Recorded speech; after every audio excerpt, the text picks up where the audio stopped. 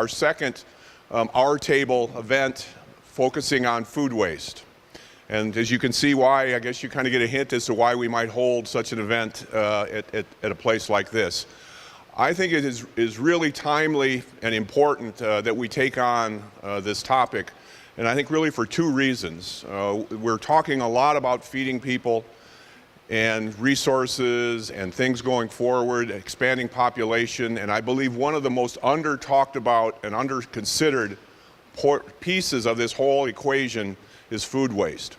We talk and talk and talk about how we've got to produce more and more food, but what we really need to do is to have more food available for people to consume. And if we can greatly reduce the amount of food that we waste, we're going to make a lot of progress in that goal without using more resources, more land, more water, or anything like that. So I really believe that I'm really excited that we're starting this dialogue, and hopefully this is going to be beginning of more and more discussions and movement in this area. So with that, let me turn the microphone over to Cheryl Kirschenbaum, the moderator of Our Table. Thank you, Doug, and thank you to our panelists, and thank you to all of you for joining us on this not so spring-like Wednesday in March. But if you'll listen, you'll hear there's birds all around us, so we can imagine that spring is really around the corner. We are very excited to be here with this esteemed panel to talk about food waste. And I think it's such a vital topic to thinking about meeting some of the biggest challenges we face in the 21st century, but it's also a topic that we don't often think about and we don't often feel like we're connected to in the very real and tangible ways that we are. So to get started, I'm just going to give very brief introductions for each of our panelists, and then we're going to jump right into a few questions. But what I'm hoping is, because Our Table is a series of roundtable discussions all about different food topics, but it's less about us and mostly about wanting to listen and talk to the community who's here with us today. So I'm hoping, as you listen to where we're headed with some of these conversations, that you'll start thinking of questions too, and we can turn the mic over to you and start a real conversation in this room, in this space. So to my far left, we have Dr. Sriram Narayanan. He is a fellow and associate professor in supply chain management at the MSU Eli Broad College of Business.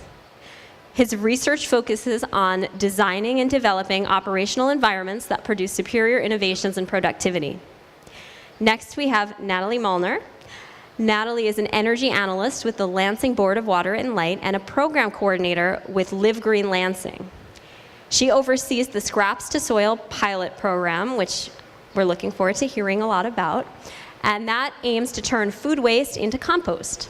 Natalie's work focuses on helping Lansing residents and business owners waste less energy and improve their environmental footprint. And I'm especially excited to talk about this because some of my prior work also had to do with wasting less energy in the food that we throw away. Also, to my immediate left, we have Jonathan Bloom, who is a science writer and the author of a fantastic book called American Wasteland. Jonathan is from Durham, North Carolina, where I used to live, and he founded the website wastedfood.com. He's consulted with the UN Food and Agriculture Organization, Harvard Law School, the NRDC, and General Mills, and he's a former expert in residence at Bucknell University and Concordia College, and an advisory board member for Food Tank, Refed, and Imperfect Produce. So there are so many angles we can start this conversation with, but I thought maybe the best way to kick it off would be for each of you just to give a small snapshot of, well, really sharing with our audience, why should we care about food waste anyway? And we can just kind of go down the line and each say a little something. Yeah, I mean, that's the key questions that really has us focusing on this issue. Why are we here today? I have been researching this topic for almost 15 years, and for me, the fundamental point to make is that we shouldn't be wasting food because there are people who don't have enough food to eat. So that simple paradox of wasting about 40% of our food supply while 15% of Americans are food insecure, that doesn't add up. And to move forward in any capacity without addressing that is morally callous. And so that really gets me out of bed in the morning and is why I focus on this issue. But there are also environmental factors at play. a tremendous amount of natural resources that we put into producing our food that are then squandered when we waste that food. So I'm thinking primarily of energy or oil, but certainly water and land or soil fertility as well. So that's a significant factor here. And then finally, the economics are pretty staggering. About $218 billion is the estimate for what our food waste problem costs nationally. And closer to home, the average family of 4 is throwing away about $2,000 a year with the food they don't eat. So hopefully that gets our attention, and I know we're all economically rational folks, and saving a buck here or there, or 2,000 of them, will probably get our attention. Why should we care? Because food waste it's a little thing that has very tangible benefits. So I know, and I work with residents of Lansing, and Lansing is very diverse. We have all types of people of every income level, race, education level. And when you start talking about things that are green or sustainability, that can be, I'm like echoing a lot. That's a little esoteric for some people, but everybody eats. We all consume food every day. It's a very visceral thing that we can all have an impact on at any level of society. So food waste, food diversion, it impacts all of us, and it overlaps into so many other areas of sustainability. It's just a really great starting point to get people interested in being more responsible, taking more ownership of their actions, and how they can have a positive effect on our local community and, in the long run, our larger community. Great. I think there are quite a few reasons that my co-panelists mentioned. I think clearly, there are estimates that I read that in the U.S., 40% of the food is actually wasted. And from a supply chain standpoint or a business standpoint, I think we believe in a very simple concept, right? So we want to balance demand and supply. So we want to produce what you need, right? So I think there is this, if you think about the food industry itself, there are lots of different hues and shapes that we find, like packaged foods all the way to fresh foods. And there is this question that we are getting much better at mass producing food and keeping it better, but the bigger question is, okay, are we good at figuring out what we can do to balance, to produce exactly what we need, and how do we do that? And that's sort of a big question, more from a systemic design standpoint, I guess. So I'm going to stop there, and Yeah, I mean, I love puns, but it's really a lot to swallow when you think about it, because, I mean, as Shahram just mentioned, or was it Natalie, 40% of the food that we grow never gets eaten. So with all that food, we're wasting energy, and we're wasting water, and we're producing CO2 emissions, and that contributes to a lot of other big challenges. So I think while we're always talking about inventing our way out of some of the impacts of things like climate change, there's actually a lot we can do already by limiting what we throw away. And that 40%, that translates to 1,400 calories per person per day. So when we're thinking about other issues that we've talked about, like food waste, like food access, and we have Joe Garcia in the audience, who was kind enough to host our last event, this is also in part a distributional shortcoming that we should be addressing. Now, turning to Jonathan, you've been writing and talking about food waste for a long time. So I was wondering if you could tell us a bit of the most surprising things you've learned over the years. Okay. Well, I guess the most surprising thing when I look back on the last 5 or 10 years is that, frankly, we're still talking about the same things. And while there's been a lot of progress in awareness on this issue, there hasn't been tons of action on behavior change. And what I've come to realize slowly is that we, as individuals or a culture, we don't really like to change. So getting people to do things a little bit differently has been a bit surprising, that there's such resistance to that kind of shifting in behavior. And so that's where I try and lean on the economic incentives and always point out the dollars that can be saved, whether it's for your family or corporation or whatever it may be. So that part has finally hit home that you know, we're going to focus more on the recycling part of food waste and the composting of food before we focus on the reduction. Unfortunately, the most important thing is trying to reduce the amount of excess food out there. It nicely mirrors the reduce, reuse, recycle mantra, but the reduction part is often ignored or doesn't necessarily gain the traction that I would hope. So I think there's room for every part of that three-pronged attack of reduce, reuse, recycle. And oftentimes composting or recycling can be kind of an entry point, as Natalie mentioned, sort of the gateway drug, if you will, for thinking about food waste. But reducing is the most important, and then redistribution, taking that excess and getting it to people in need is second most important. Now, Natalie, you are thinking about this in our own community, which I love that we can have someone speaking about what's happening here locally. So I'm hoping you can tell us a little bit about how the Scraps to Soil program got started and what it does. Sure. So the city of Lansing, some of my colleagues at the city, as well as interested parties in the gardening community here, had been talking for the last probably 3 years at least about how could we get residential curbside compost collection for citizens, and it just wasn't feasible. It was not practical.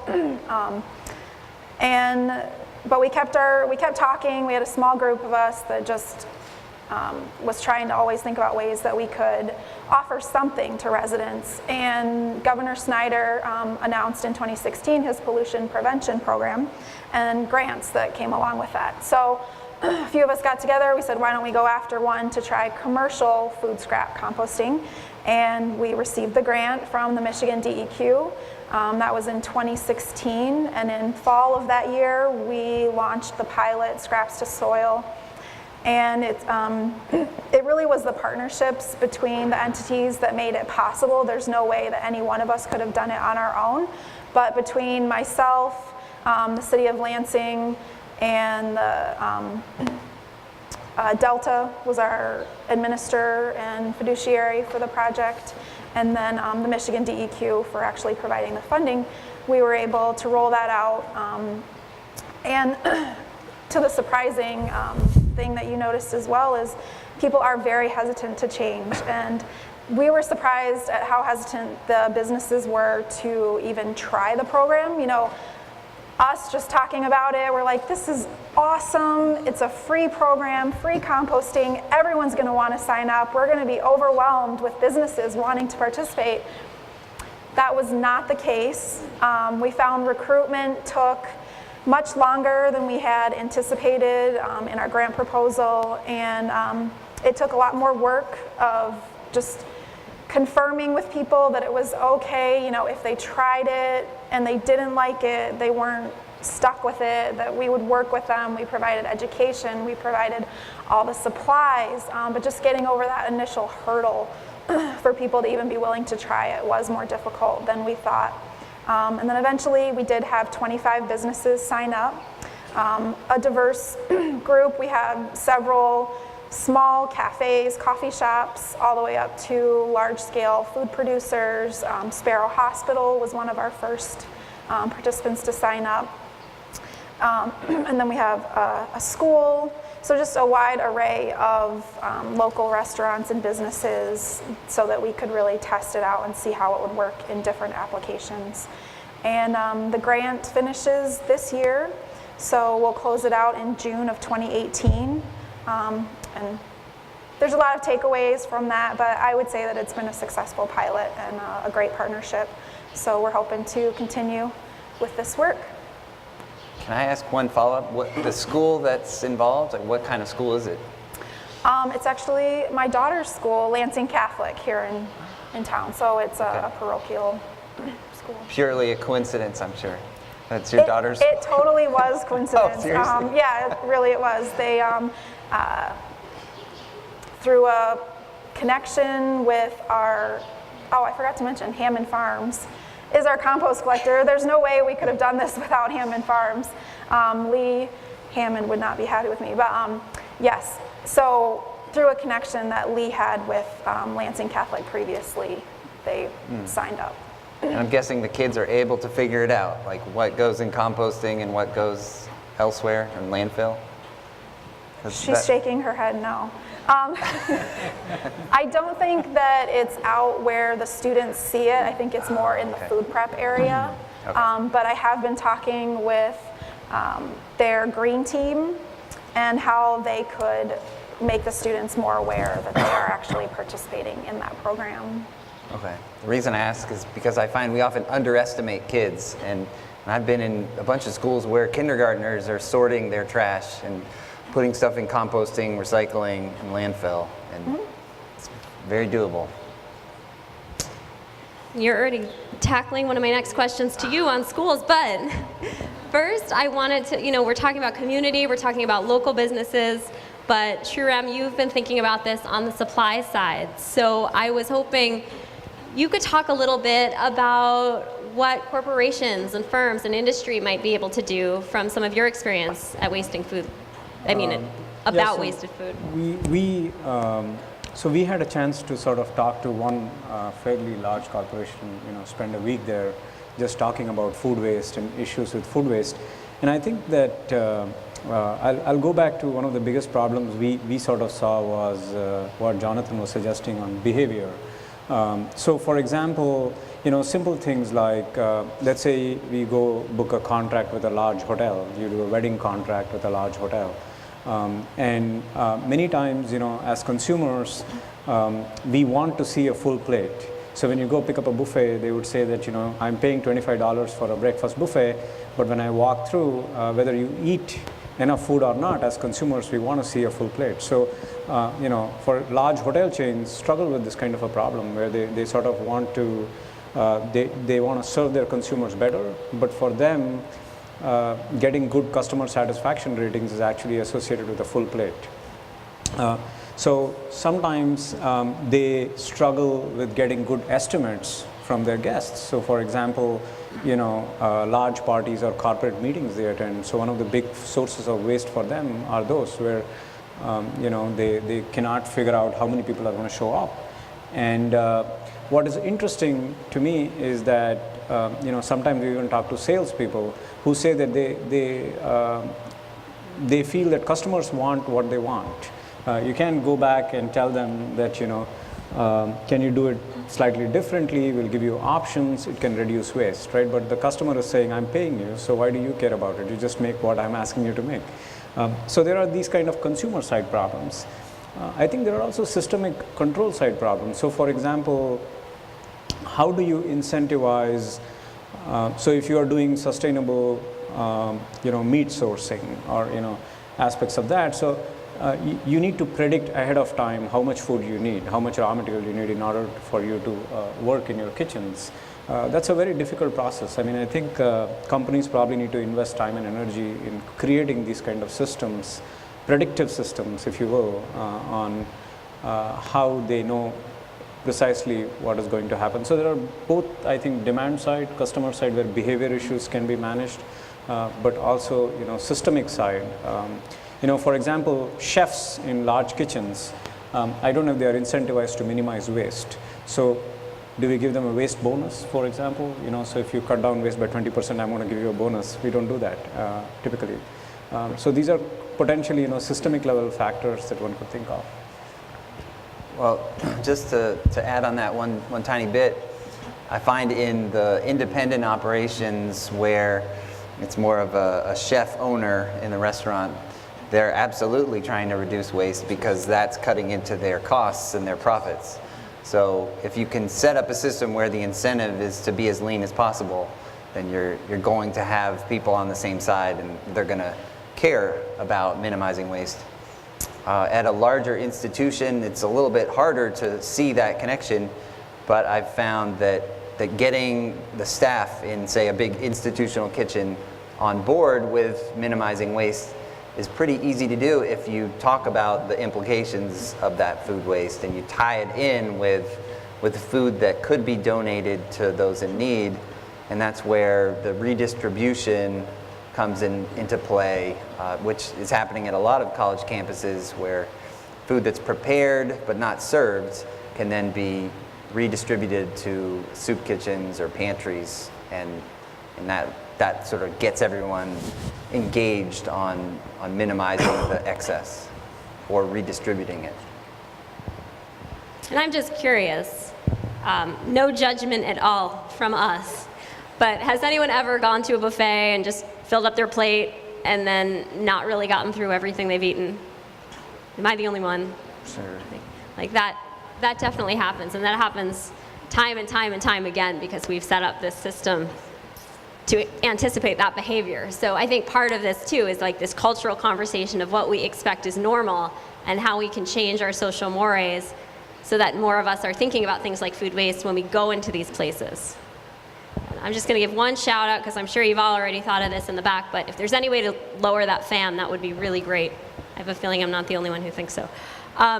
Okay, now back to, you mentioned schools briefly, and that was a topic I'd really like to explore a little more. So you talked a little bit about it, but how does food waste pertain to young people from kindergarten all the way through college? Yeah. Thank you. Oh, that's lovely.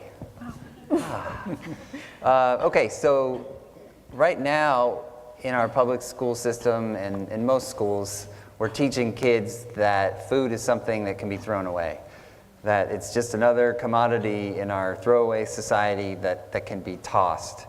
And I think we need to do exactly the opposite and get kids thinking about food as something that's precious and something that provides life or a chance at life and better nutrition. So whether that means being overt about having a share table for excess food that can then be redistributed, or maybe it's just sharing food with a friend if you're not going to eat it, or even composting the excess and using the nutrients from the compost to grow food. There's a lot we can do better, and for me this is where we need to focus, because obviously our kids are the future, and instead of teaching them to value food, we're teaching them to throw it away. And there is a little bit of urban myth at play with school lunch in particular, and people think that number one, everyone has to take a milk. That's not necessarily the case. You have to take 3 out of 5 items. And at the same time, people think that the excess food from school lunch can't be redistributed, but that's also not the case. So if it's done in a safe way, where the county or local health board is on board with the practices, something as simple as having a tray of ice water or ice for the excess milk, there's a lot we can do better to have kids be part of the solution of redistributing food. All right, well, Natalie, I wanted to ask you a little bit more about ideas like scraps to soil. I mean, obviously they're very context-based, but from what you're learning and the groups involved are learning about what's been happening in this community, do you think this kind of program can be successful and adapted to cities around the U.S.? And what are some of the key considerations when thinking about trying something like this elsewhere? Yes, they absolutely can be adapted to other communities, as long as you have a strong partnership, as I mentioned, and a facility like a Hammond Farms. There's just no way that you're going to get the scale that you need without a certified facility that can take that material and turn it into an end product that has value. So what they create there is a value-added product, and if you don't have that resource in your community, you're not going to be very successful with a program. But it really just takes people willing to try. And that's what, fortunately, the grant from the DEQ allowed us to. We had been wanting to do that for quite some time, and that just gave us, it wasn't a huge grant, but it was enough between people that really wanted to make it work and that little bit of money that they gave us to get it started for us to really make the idea a reality. And it's not a huge, I wouldn't say a huge cost program. I mean, certainly not for the participants. It was free for them. But for those of us that were involved in it, a lot of it, we donated a lot of our time, to be honest, because it was something that we felt strongly about and really wanted to see happen. And that's what it takes in a lot of cities, even working within city government. They're stretched really thin, but if you find that person or persons who just have a passion for it and they're willing to go above and beyond a little bit, that you can make it happen. But the public-private partnership was really key in our in Lansing, in our situation. And I would say that's probably true for other municipalities. So it's about finding those intersections and talking to each other from these different spaces. Yes, talking to each other is critical. Yep. Have you gotten any feedback from people who say they would continue if it wasn't funded? Like any businesses who can see the maybe cost savings in their regular waste bill, like getting the heavy wet food waste out of the landfill stream? Yes, they are moving forward. That's the phase that we're in now, is meeting with each of the participants and estimating costs for them to continue to participate as a paid service. I couldn't say honestly that there's going to be a huge cost savings with the way landfilling is set up here in Michigan, and specifically with our main trash hauler. We just can't compete. I mean, the price of food scrap collection versus landfilling, we had hoped that there would be real savings that we could show them, but in reality, the fees are so low for landfilling that it's hard to compete with that. However, if people really wanted to step it up and go the extra mile, which would be for them to switch to compostable products instead of disposable in the restaurant setting, I think we could see that scale really tip to where it could be, they could go down a dumpster or reduce their dumpster size if they were willing to make that investment in switching over. But right now, most of them so far are going to continue with the service. So I think it proves that that trial 1 year time that they had with the free service was enough. If not for economic benefits right now, it was enough for them to see that it worked once they got it set up and their staff are used to it. It's a feel-good benefit, and their staff really enjoy it, which always helps when employee morale, stays good, especially in the food service industry. So there are other benefits that have been enough to get them to continue with the service. So That's great. I love hearing about what you've been doing, and I love that even in small ways, we're maybe moving the needle in a visible way here. Mm-hmm. But looking beyond here, Shriram, you were involved in an interesting case study about food waste with regard to Marriott hotels, and from what I understand, there are Marriott hotels in 81 countries with 19 different brands.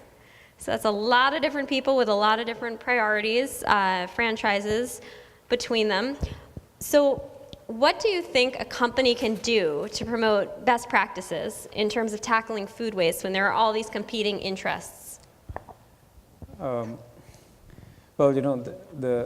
so what we hear, so if you take large companies like say Marriott or even maybe beyond Marriott, Hilton, or many of these big companies, at least hotel chains are usually franchise oriented, so they don't own all these hotels, and that's sort of a big complexity. You cannot impose on your franchisees, because it's a very competitive business. For them to go impose on their franchisees, they wouldn't like it. So that's sort of certainly a big factor in terms of how do you govern a set of franchisees to make sure that you minimize waste, and particularly it's even harder when customers are not willing to sign up for it.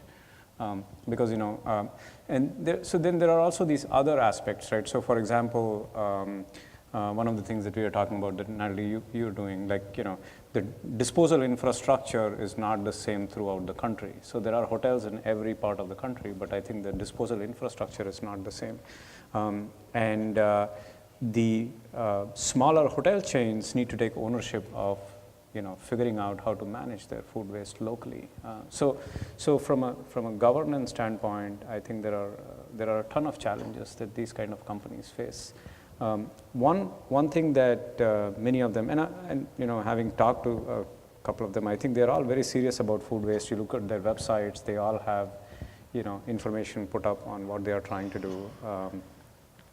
But I think one of the things that I've personally seen a shift in many of the hotels is that particularly smaller ones no more serve fresh food for breakfast. Like for example, they will have food that has a longer shelf life. That's sort of one way of, I guess, cutting down some element of waste, that you manage shelf life of foods. And so there are several ways, but I think each one of them comes with a complexity. But one thing I sort of keep hearing some of the people talk about is this idea of source reduction, right? So you have to kill it at the source. That's probably the best way we can eliminate a lot of waste. If you don't produce it, there's nothing to waste. So that's certainly a very big deal, and I guess we need to figure out how to do that first. Yeah. And I agree, because when you're thinking about sources too, there is all the food that maybe never makes it off the farm, but all that food had to be planted, harvested, cared for in between, packaged, shipped, stored, refrigerated. Like all of these steps along the way contribute to more than just our food waste problem. Conservatively, very conservatively estimated, we're losing, as I think I said before, 2% of our entire energy budget to food that we throw away. So there's so many levels to this, but I think talking source is key. I have so many questions for this group, but I think I'm going to ask one more and then start to turn to you all. So think about what you might want to be hearing about from these panelists and make it more of a conversation between all of us. But I guess back to our own footprint, I like that word. Jonathan, you've talked a little bit about how prevention of food waste isn't often discussed enough as opposed to redistribution and recycling of excess food. You mentioned that earlier. Yep. So how can we do more to waste less? What aren't we hearing about? Ooh, yeah, well, so just as we as individuals and consumers are a huge part of the problem, we can be a big part of the solution. So for me, that's exciting because we have real agency here. So primarily, my one overarching bit of advice is just to connect to your food, to get to know food a lot better. And if we know our food and are more connected to it, it's going to be harder to waste it. So think about if you've ever had a garden, or even if you've bought something from a local farmer and you've looked that person in the eye and said, thank you for growing this, and had that connection to the food, that you treat it differently than just that broccoli that you buy at the supermarket or whatever it may be. And so whether it's growing your own or buying locally or even just cooking more, having that connection is going to help us waste less. Second to that, it's becoming smarter shoppers and not buying so much food that we're essentially guaranteeing we waste. And what that usually looks like is going to the store more often and buying less each time, being a bit more nimble with your own food supply. After that, it's really important to store food properly, put things in the right place in the refrigerator, and get it in the refrigerator quickly. Don't leave it in the car for a few hours while you run other errands. And then also be careful with what your fridge looks like. If things are really jammed together and it's all cluttered, you're going to lose something in the back, and you're going to find it months later, and it's going to be the wrong color and the wrong smell, or whatever it may be. So yeah, just being careful with our food supply, and then also being wise about portion size, not only in restaurants, but at home as well. Being careful about how much food you order at a restaurant, and avoiding being put in that bad position where you have the choice of either overeating or wasting food. And sometimes we're given enough on our plate that we could probably do both. Now, obviously, you can take that food home with a doggy bag or any kind of package, but some people don't like leftovers. I've yet to understand those people, but I'm trying. Or you might not be going straight home, so hopefully you can avoid that problem by getting the right amount, maybe sharing an entree, or asking the server what the portion sizes are like. But anyway, doing that whether you're out at a restaurant or at home, and then finally using your freezer as a waste avoider. If you have something you're not going to use in time, you can always throw it in the freezer, and just about anything can be frozen and brought back to life later on. But the key thing is not just to use it as a waste delayer. So it doesn't do anything. It doesn't do any good to put it in there and throw it out a year later. So you have to remember that it's in there. So there's so much we can do. I could go on and on, but I'm sure you all have your own tips, and I'd love to hear more about those later. And I'm feeling a little guilty. I hope I'm not the only one who occasionally finds something strange and covered in mold in the back of my fridge and wonder how it got there and what it is. But does anyone here have a question? Want to kick off the conversation? Yes, I'll come right on down. And tell us briefly your name, and then ask away.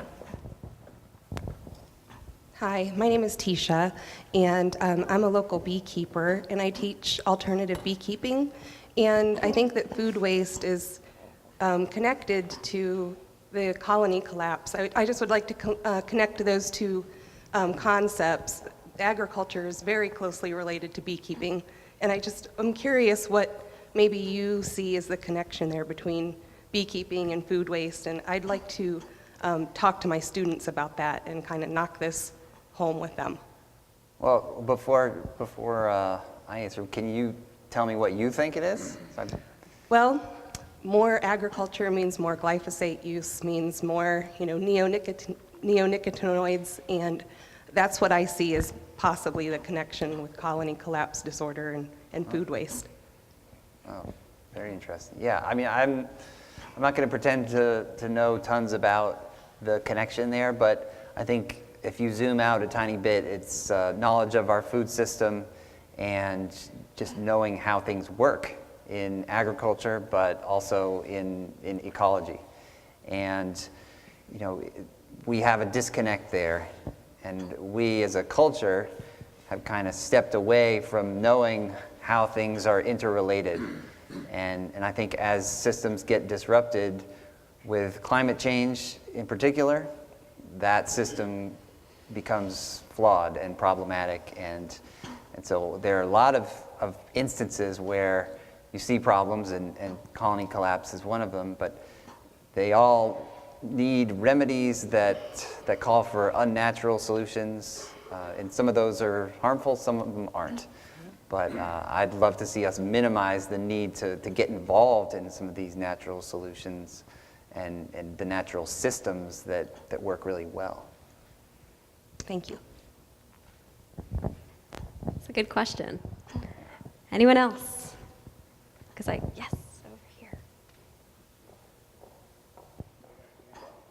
You can do whatever makes you comfortable. I don't know if I can make this into a question, but also on the banquet plate, I've always talked to a couple of store managers. When you go to a store, no one takes the last loaf of bread.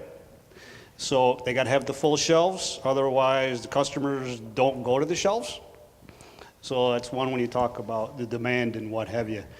But I see a lot where actually composting becomes the acceptable solution, where a lot of the manufacturers, a lot of households and what have you, that, and it's almost an oxymoron when you say about the most economical answer is probably the least one done in food waste. So if you're at a grocery store, today's apple is being sold for a price. Tomorrow it sits on the shelf, but it can be donated. And then 2 days from now, it is sent to a composter who then charges the retailer. So it actually becomes an expense, but if you donated it yesterday, you know, groups like Feeding America and what have you, they pick it up for free. And then I also still see it as some of the larger groups, like the Good Food Network that's out there, Waste 360, 75% of their conversations end up compost. Let's turn it into fertilizer, not the redirection of product that is still wholesome, still good, which for me has no excuse as to why it can't be donated. But it becomes, even for like the animal feed or composters, you know, the employee at Meijer is taking it out of the cardboard box, putting that in one bin, taking the plastic clamshell, goes into another dumpster, and the food goes out a couple days later, and all three of those, there's a charge to the Meijer store. But the company, the food bank or the soup kitchen, can come by with volunteers or even their trucks, pick it up for free, and or tax donation. So I just kind of, I don't know where my questions could be, but there seems to be more of the acceptance of compost as opposed to, and that includes a lot of the groups, like I said, like Waste 360 and what have you, but just to move the needle back up to, let's do a redirection. So I don't know how do you move that needle? Yeah, those are really good points, and I couldn't agree more on trying to shift people to do something a little bit differently at the retail level. I think the key... At the manufacturing level too, I mean, it goes out in the back door, it goes back out in the field. Yeah. A carrier or a truck shows up, there's an invoice, and he's expecting a check, and yet, you know, there's a million and one places it can go at no cost. Yeah, well, I think then it's just a matter of letting people know about those more sensible ways and incentivizing people to change their behavior through those economic incentives. And to me, it's a lot of inertia. It's just we've always done it this way, so this is how we're doing it. And I don't have time to worry about moving it to this way or the other. And that's where all of a sudden, I compost. And then it's like, okay, great, you get 2 thumbs up because you compost. If you gave this to us 2 days ago, there'd be no need to compost. Right, And yeah. someone would be fed. And you get some economic benefits too, because you get tax deductions, yeah. I think one of the other things that I've sort of, in the end, we are all like, what Jonathan was saying, we're all rational beings, right? So somewhat irrational, but yet rational, I guess. So, but the thing is that how do you design systems? So for example, we probably could be quite creative about it in terms of how we think. So one is sort of this messaging to customers, saying, okay, here we are, we wasted so much food right up front, because I know that if you ask every one of us, how many of you would think you don't want to waste food? Can you just do a hand raise? How many of you think you actually waste a lot of food? Same people, right? So I think, so none of us wants to waste food, right? So I think there is this messaging component to it. The second thing I think is also this issue of going back to incentives. For example, if I go to a local retail store, right, and I'm sure we all shop in local small grocery stores, they'll say, if you give me a credit card, I'm going to charge you 2% extra. Right? If you give me cash, I'll probably not charge you 2% extra. So there are businesses like that. So if I know I have a large contract and I know that the waste is going to be a lot lesser if I can benchmark my data, I could tell them, I'm going to give you 2% off if you allow me not to fill up that plate. Actually, you're going to realize that these businesses are probably going to save way much more money than, I think what we really need are systems that nudge customers towards realizing that there is waste. Otherwise, our natural instinct is inertia. We'll keep doing the same thing over and over again till the time we realize that we are doing it, So that's sort of this innate, and going back to the composting, in supply chain, we sort of we talk about lean systems, and one of the things we say is that waste doesn't come in one form, right? So it starts from waste of movement, waste of overproduction, waste of energy, all that Cheryl was probably talking about in terms of can we go back to the source and reduce it? And there is also a lot of misinformation here. So, for example, let's say you fill up the buffet once, okay?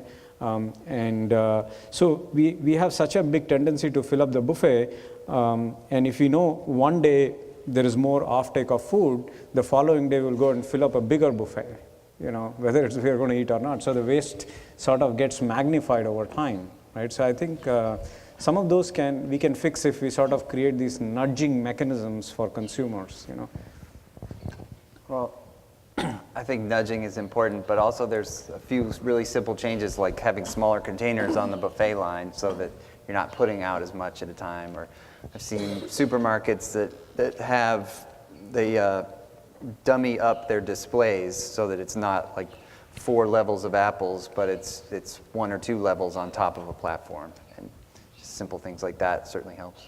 And there's even a lot of marketing research that can be applied, like the color of the plate often influences the amount of food someone is willing to put on that plate. But we have another question from this gentleman right here. I'm going to stand. My name is John Tull, and I work in collegiate and professional sports my entire career. Now, I don't work on the food service side, but I work on the corporate partnership side. So my question is maybe this already exists, but on any given Saturday in the state of Michigan, there are a couple times where in Ann Arbor and in East Lansing, there's 190,000 people going to a football game. And my entire career, I've worked in professional baseball, hockey, football, etc. And I was always curious.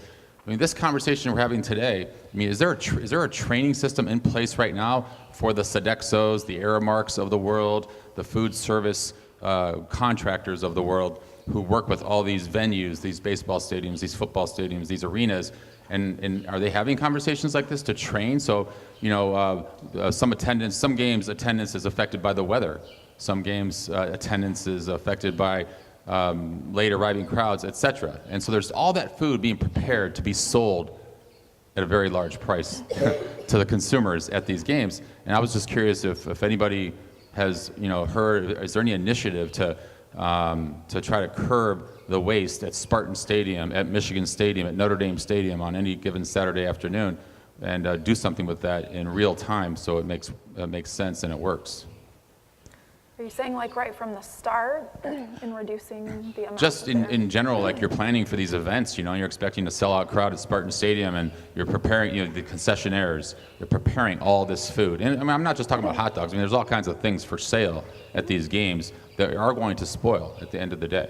And I was just curious if anybody had given any thought, because this is across the country, and this is all year long, concerts, sporting events, etc. It's a huge business, and I would imagine that would be a big deal for the education process and these programs to be put into place where they know how to separate and what they can save and not save, right? Yeah, I mean, people are talking about it. I'm sure over here at MSU, I know they've tried to wrap their brains around it, how to deal with that byproduct. Actually, NHL actually tracks the arenas. So for down at Little Caesars Arena, for an NHL team to be a green team, there's actually a website that has the collection of poundage. Comerica Park, actually after the Tiger game, will pick up. MIS, which is crazy a lot, the amounts, has a company come out on Monday. The Grand Prix in Detroit, Andiamo's does a great job, and they also do a great job of saving it. And then there's a food bank that actually picks up on Belle Isle. It's not Chartwell's, I forget what their, Compass, actually has a big program for a lot of their institutional. But it goes back to my willingness to donate. It's actually MSU campus speaking with Aramark or whoever does, if this might be self-opt, I don't know. But it is to say, hey, look, this can be donated under certain programs. There's a couple companies called like the Food Donation Connection out of Tennessee that actually will provide the packaging materials specifically to food service companies to save it. But yeah, hot dogs, pizza, stored and contained in the proper conditions can be what they call it rescued. Yeah, there's also a model out there through the NFL Green, where especially with the Super Bowl, they've had a few Super Bowls in a row where it's a zero waste event where they'll get everything to the right place in terms of recycling and composting, but they'll also work with the local food recovery organization to donate the extra food that's edible to people in need. So yeah, there's a lot of different organizations out there working with large venues because it's just such a fat target and it's all that food aggregated, and you think you have a sense on the demand because you know how many tickets are sold, but like you said, the weather might be one way or maybe traffic pops up. So demand is a huge issue in this whole world of excess food. Hi, good afternoon. Thanks for sharing your thoughts with us today. My name is Andrea Weiss. I'm with the Center for Regional Food Systems here at Michigan State, and we're very happy to have you. I have a question for Natalie. So the compost is part of the cycle, right, to feed back into the food system. Who gets the compost? Is it sold? Is it donated? How does that work? So Hammond Farms is a for-profit company, so normally it's sold, but for this pilot, it's being donated, so the finished product is called closed loop compost, appropriately enough.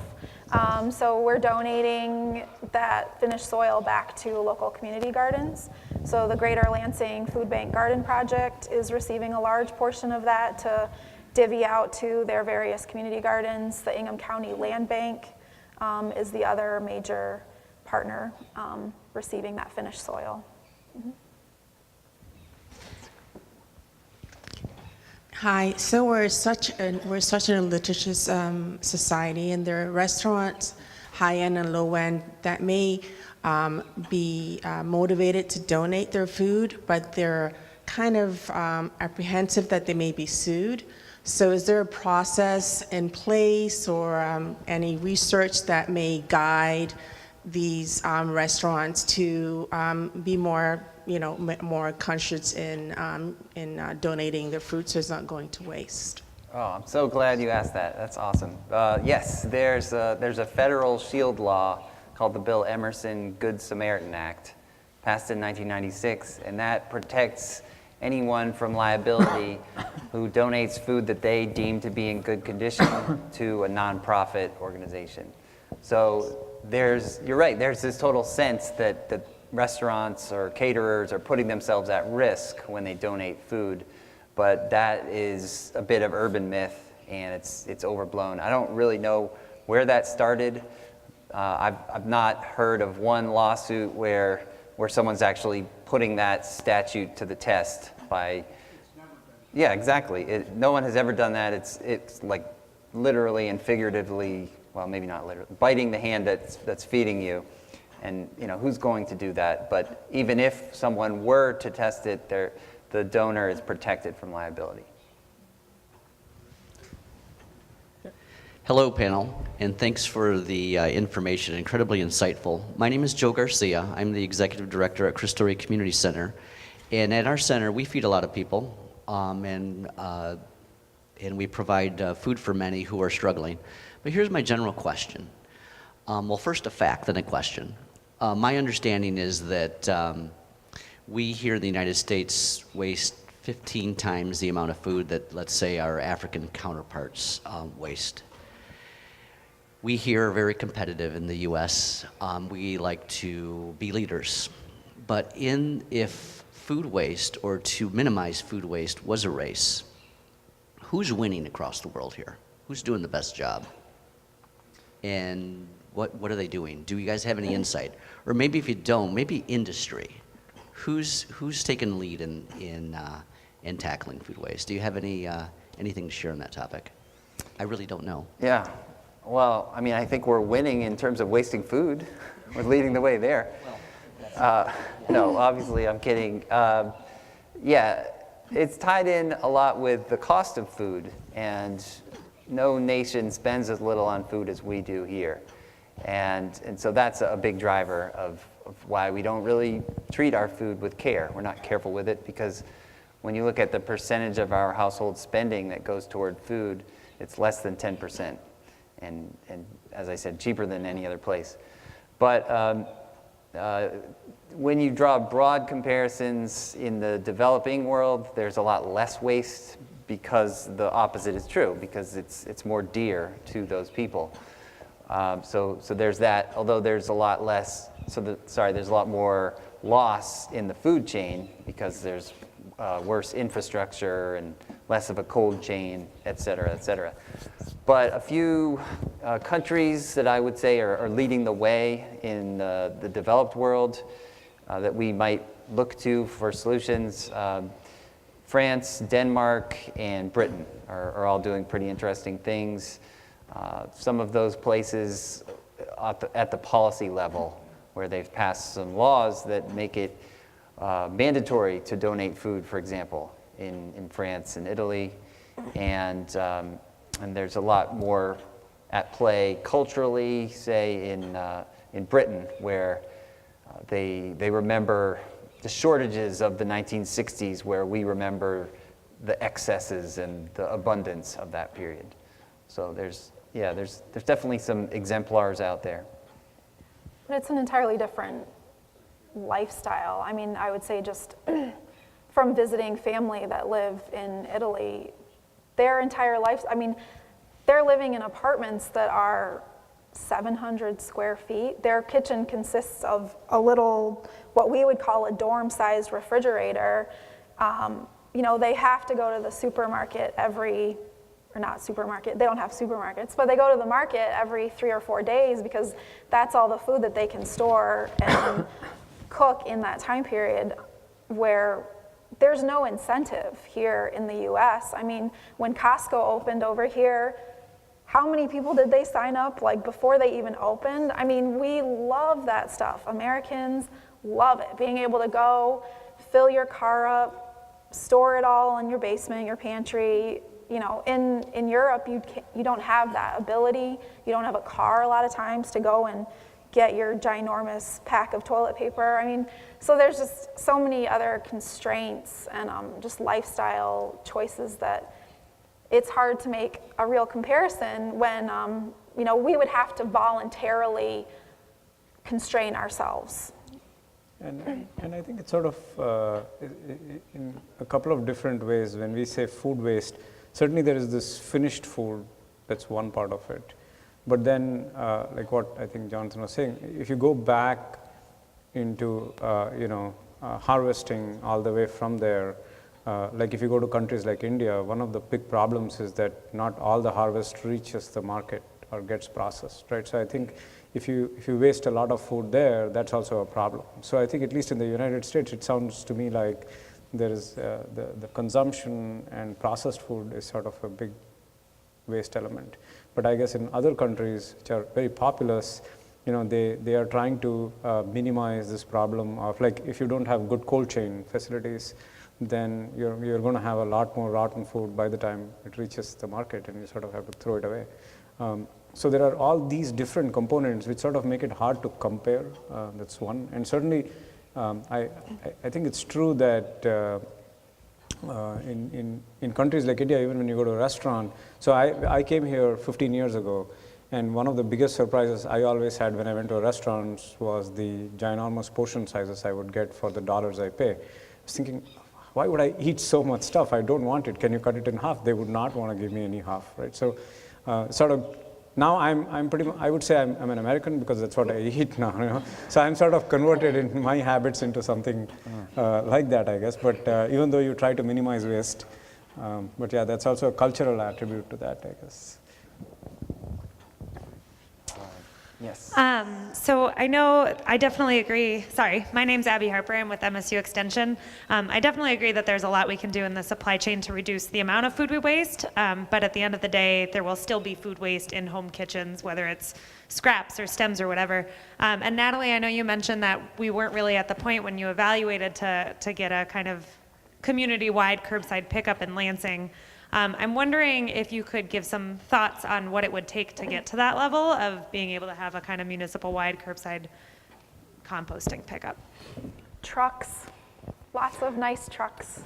A lot of it's equipment, and then a lot of it is labor, of course. When you've got city employees, that's a huge cost. But then we just don't have the capability to collect wet, soggy material, so the current trucks would not work. They've tried different things. Ann Arbor has a curbside collection where they mix their yard waste with their food waste. I think something like that could work. And they're fully subscribed, so Ann Arbor, as far as I know, no one else can sign up for their program. You're shaking your head a little. No? Him? No, never mind. But I think that's a good model, mixing it in with the yard waste, because people are already used to doing that and putting it out. Then you would run into a seasonal issue. So yard waste collection only runs, you know, April through October, and you're going to have food scraps year-round. So what do you do the rest of the time?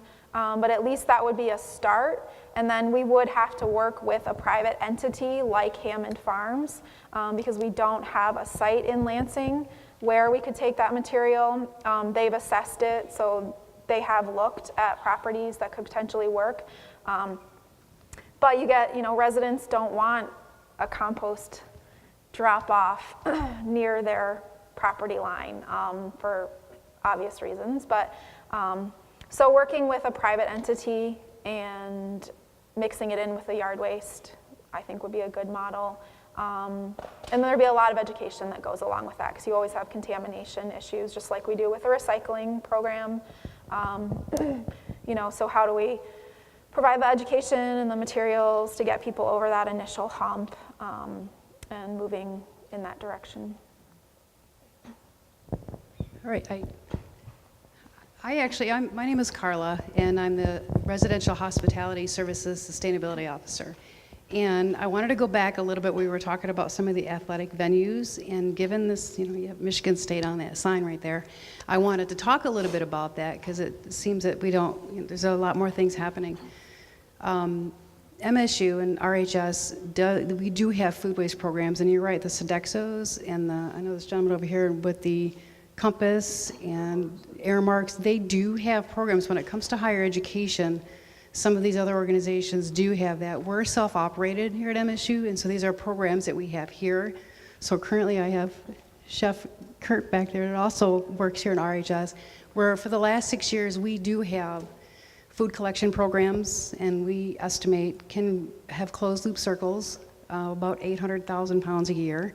We have partnerships with the Student Organic Farm that gets 200,000 to 300,000 pounds. We purchase it. They make compost, we purchase it back, we buy the food back, so we essentially have closed food loop programs running in our dining halls. There's 9 full-scale dining halls, 50,000 students here, 30,000 meals a day. They have to be boutique applications, of course, because of our growing seasons and things that we have. And the donation piece is something that we partner with the local community as well, at a tune to the perishable foods, about 80,000 pounds a year, and the non-perishables, we collected 4,000 when the students moved out. So there's a lot of things that are going on, but you're right, the composting piece is even a challenge for us, because we have, people think at MSU we have a lot of land. Well, it's all taken for something. You know, these are things that we're trying to work out to figure out what to do with our food waste as well, and I think I saw Dana in the group as well, where we are sending it to the digester for energy. So the benefit that we get is what we're hoping to work with our students is the academic tie-in piece. And that's our university's mission, is how can we get these students to walk the walk. They're getting the education, but how can they get the operational experience to those types of things to learn? So the students in the RISE program that live over in the Brody neighborhood are capturing, they see the food waste, they're making compost, they're growing it, and they had an entrepreneurship opportunity to work with RHS to sell that stuff back to us. And, you know, garden tables and things like that. And we see the drive of the students wanting this more and more and more. But the expectation when students come on board is, well, you should have this in place already, is what I'm finding. And so, like, hey, they don't really want to help it, but they'll do it. You know, help start it, so they'll be a part of it, but kicking it started. And we get a new clientele about every 4 years, because they rotate a lot. So, you know, they do have these organizations, and the same thing with the MSU, the Spartans. We collect the food waste at the end of the night, how many hot dogs that we've collected. The hot dogs are separated from the buns, and they go to the food bank, and then the buns are obviously composted. So that's what happens. It's getting people to want to know this information. It's getting it out there on a constant basis to let people know there is a lot of good happening. But it's always like, yeah. It's happening. You know, so that's what I struggle with on a daily basis, is figuring it out. And I partner with the facility here, and they are my drivers, and they're picking up that food waste, and we're dealing with how to make it safe, how can we be effective to do those types of things. So some of the concern that we have too, like incentivize, you're saying, how can we incentivize? Well, I work with a lot of union contracts. Sometimes it gets a little trickier in how to get people to want to do the right thing, you know, to help save our costs, because food prices are going up just as fast. And these are things that we're looking at. So my question is to you is, what is the expectation as we're learning for this food waste in curbing this food waste? I guess where do you see the future of that, as far as, you know, besides composting? You know, when you brought it to light, you're right, we're so quick to compost than we are to try to be preventative. Seems like the easy way out. Do you see the future of this becoming a norm? I watched a TEDx talk that said, don't be that guy. It's starting to be like the smoking in the bottle deposit law, where if you're gonna litter, you're that guy. It's not cool anymore. If you're food waste and you're throwing that away, you're not cool anymore. And I think that's where we're trying to go. I know people don't like to have lunch with me because they eat all their food. Oh, I know that feeling. Yeah. Yeah.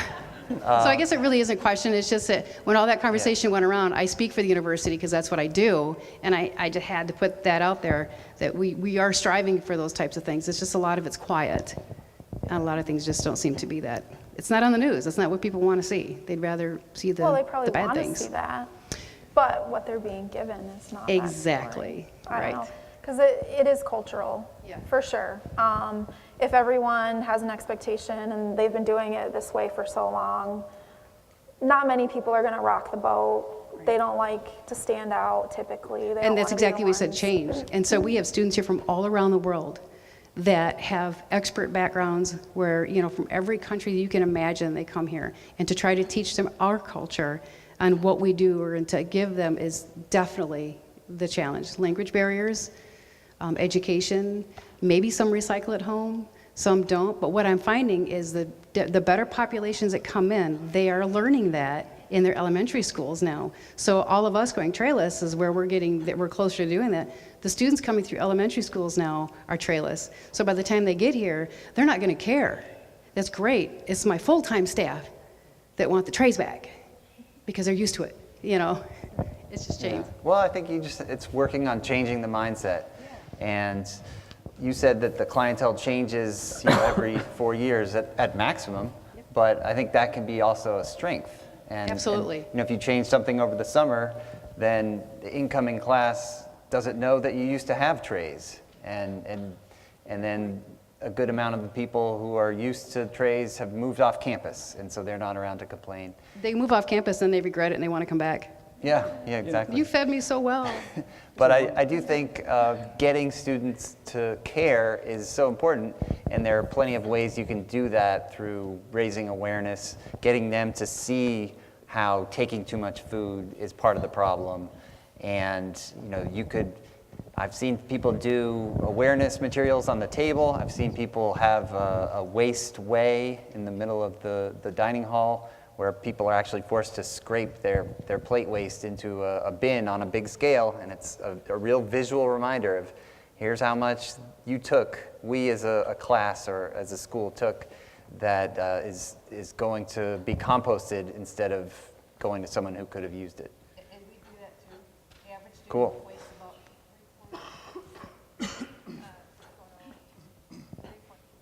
3.24 is the average waste for the MSU resident, ounces, 3.2 ounces per person that come into the residential. So it's like a quarter pound per meal, roughly. And then when you start calculating that times 30,000 meals a day, Yep. times all the pass-through, it can get pretty serious.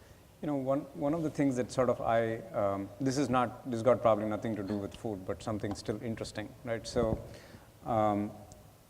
increasingly, you know, we are living in a very data-rich world, right? So we teach analytics and stuff like that to all our students.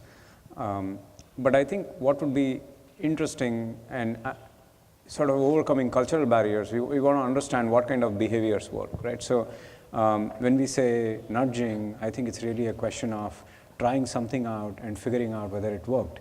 You don't have to do it on a mass scale. You know, like, you know, MSU has so many different eating joints, but maybe in some small place, you could run experiments on what really worked with students. So for example, maybe we could go put a badge on, I didn't waste food today. You know, if you didn't waste food today, or maybe for a month, just go put a label up and be proud of it, you know, like what you were just saying, right? They love stickers, right?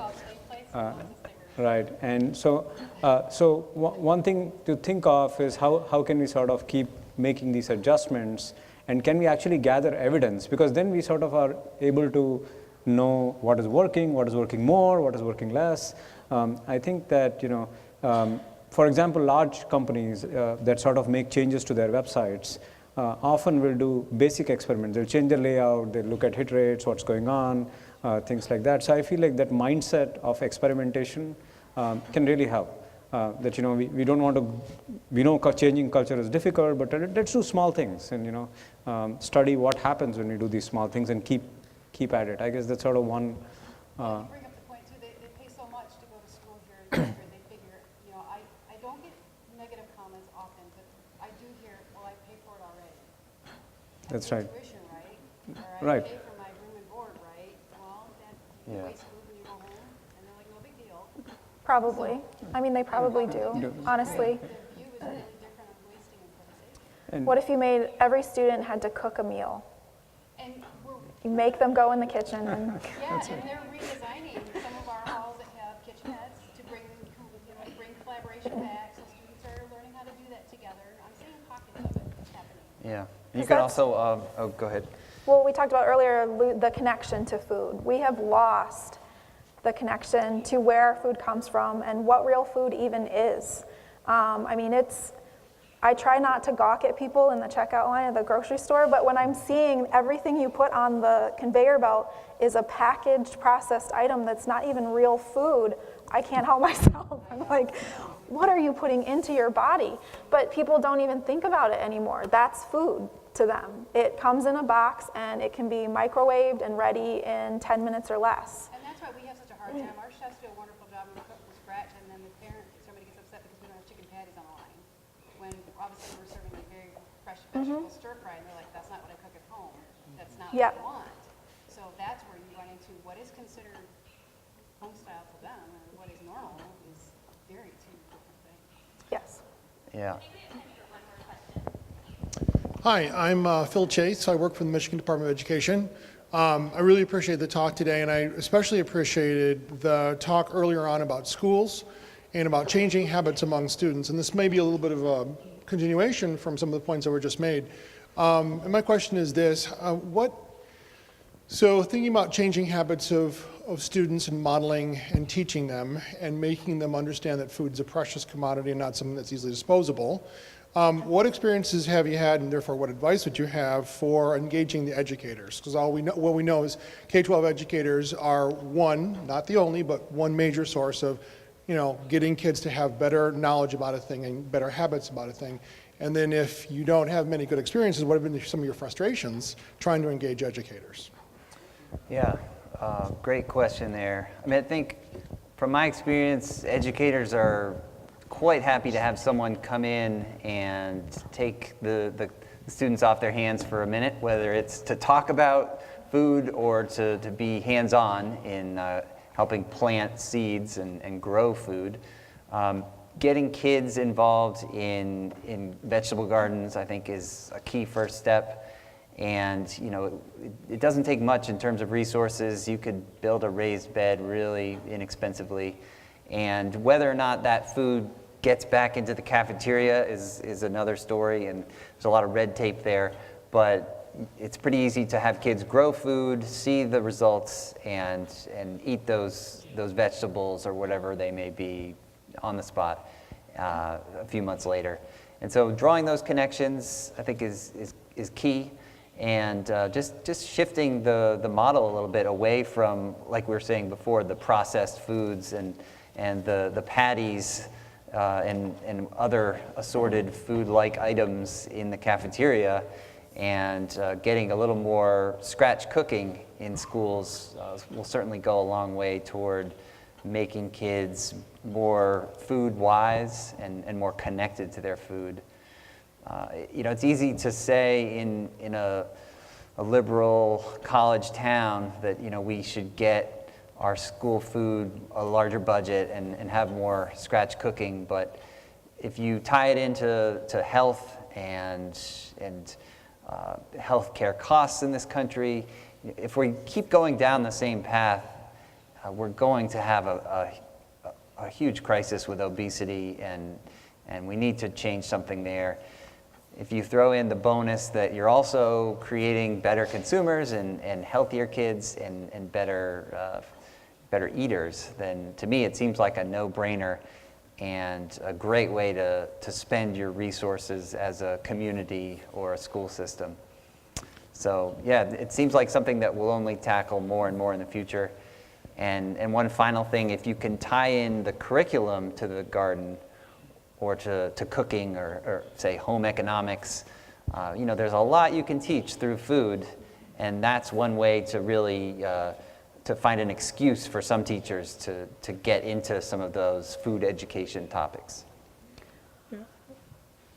Yeah, I think the thing that I was thinking of is food certainly has a direct connection to your health, right? So if you overeat, none of us are, or if you undereat. So at least in the US, I think obesity is the problem. But if you go to countries like India, there is both problems, right? There's a huge chunk of population that is obese because they have a lot of food availability. But there is also a huge chunk of population that's seriously malnourished. They have no food. So there are both problems existing in the same society at the same time, right? So I think that in some ways I feel like there is this basic sense of regulation. I'm going to eat what I need rather than force kids to overeat or say you eat more you're going to grow. Maybe not necessarily true. So some of that I think really comes from our own ability to understand what's our connection to food, I guess. Yeah, I would say in Michigan, it's very challenging because we tried to work with some of the food suppliers for the schools, and they were not interested in changing their process at all. So when efficiency is your primary motivation there, and you've got a central location preparing food for 30 plus schools that have no facilities anymore set up to actually cook and prepare food, really, we need to take back the cooking and the food prep and put it in the schools again, because now all that the cafeteria staff are doing is warming things up and putting it out there, and that's become the expectation. So there are lots of gardens in schools in Lansing, and that's not cutting it. The kids aren't eating any better in those schools unless they've got a teacher who's really interested in that topic and they take the time and make the effort to incorporate it into their curriculum, and they take their students out there, because it's hard. It takes getting the kid to try a grape tomato over and over and over until finally, hopefully they like it, or at least they'll eat it, because they're not used to that, at least here in Lansing. And I would say that's probably pretty true for other urban areas in Michigan, that what they eat at home is pretty much what they're getting through the school lunch system that's processed, packaged food that can just be warmed up and put on a plate. So, I mean, I'm not saying it can't be overcome. It certainly can, but it's going to take work and it's going to take time and getting the whole family involved, because if they are only getting it at school and then they go back home and it's the same sort of thing, that's their culture, is what they're getting at home. So even if they're getting a good breakfast and lunch, you know, they're going to go back to what their family, what they're used to. That might be their best meal of the day. Yeah. Yep. So that's Yeah, I mean, nutritionally, of course, it's meeting the standards and they're getting the calories that they need from it. But it's not what we would call real food necessarily.